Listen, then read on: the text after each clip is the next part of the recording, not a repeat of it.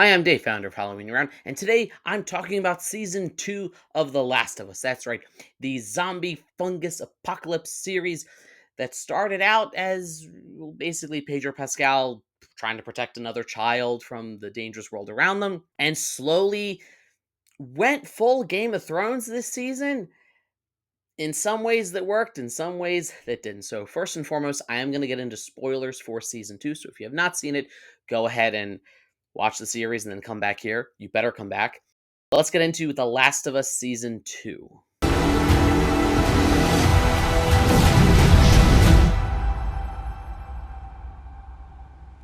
You swore.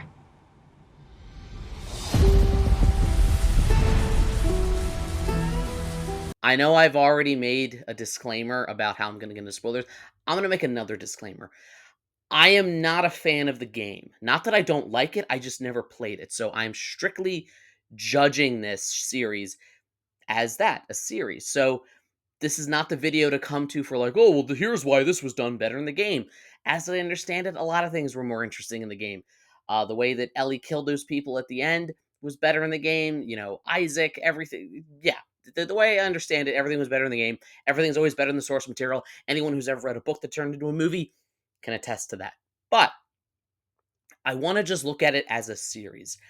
And as a series, I have such mixed feelings on this season because season 1 hit it out of the park so much as just this really compelling story where we watched two characters that had lost everything, that never thought that there'd be anything to live for, and find a family with each other. It's a beautiful, touching story of a found family between a father and a daughter, and the lengths that Joel will go to save Ellie. Now, we knew that there were going to be consequences from what he did to save Ellie, like, well, killing everyone in Salt Lake City.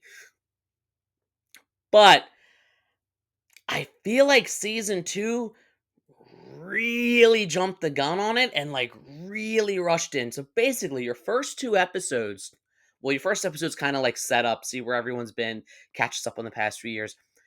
That second episode feels like it should be the climax to the season rather than the second episode. You have Joel's brutal death, which hit like Ned Stark, especially to someone like me. I genuinely did not know that was coming. I tried very hard to avoid spoilers, and when I saw it in the episode, I was like, oh my God, they're doing it. I knew that Abby was going after him. I knew that eventually there might be some sort of confrontation. I knew that in the episode, Abby had found out who he was, but I don't think she was going to do it right then and there. Meanwhile, you've got like the giant Helm's Deep like battle, for the city that again feels like a climax. So, like when you start your season up here, the whole rest of it is just down here. And as much as Ned Stark's death shocked us all in Game of Thrones, spoilers for that show, there were definitely enough other storylines and other characters we were interested in. You still had Tyrion, you still had Robb Stark, you still had Jon Snow, you still had Daenerys across the sea to kind of get invested in and see what would happen. Hey, you kind of have that here. Like, yes, you're invested in, Ellie and Dina's unlicensed mission to go avenge Joel, but it's just not the same. And I feel like it was in such a rush to kill him that by the time we got to the next to last episode, or the penultimate episode for you, TV term nerds out there, that's what I wanted this season to be. The kind of slow, progression, or, well, regression of Joel and Ellie's relationship. It's all crammed into one episode. And I kind of wish that had been the season, or at least more of the season. Eugene's death hits harder if we've gotten to know him first rather than knowing Joel did it and then let's flash back and watch it happen. I love Joel Pantaleone, and I think that he could have been a really excellent supporting character that if we had seen him and Catherine O'Hara together, it makes his death all the more tragic, and it makes Joel promising to Ellie that he's not going to do what he did hit even harder. You swore. All that being said, I think the order's totally like it should have been a build up to it. And I really, really wish that the big confrontation and Joel's death maybe had come at the end of the season, and then we could have gone off, and season 3 could have been like the parallel Ellie's journey, Abby's journey in Seattle, and kind of even draw conclusions with them. I'm just saying that it has to work as a series, and I don't think the episode order or the pacing or like even just where the rising and falling action was throughout the season did work. Now, all that being said, yes, there were gems in here. I love Jeffrey Wright. I love watching him torture people just for fun, just for fun. And I think there's a lot more you could do with his story, and I think we are going to find more about that, and that's intriguing. That's interesting. I love the whole conflict between, basically these Amish people, the Scars, and the technologically advanced wolves. There's a lot of meat there, and even though we've left Jackson, part of what always made this show interesting was showing like in its world building and say, hey, here's how this city's doing. Here's how here's each city and whatever version of post-apocalypse attempt to rebuild society they attempt to do, ranging from the Seattle to the Jackson in terms of, you know, everyone's happy and free and well, brutal violent dictatorship. Well, I guess you get that more far out east with the Derpa cities and Fedra, not Derpa. That's a strike that from the record. So with all that going on, I liked Ellie's descent into vengeance. I liked that, she heard stories of the kind of man that Joel was and the kind of messed up things that he and Tommy did, in the 20 subsequent years from when the apocalypse started and when the show picked up in season 1.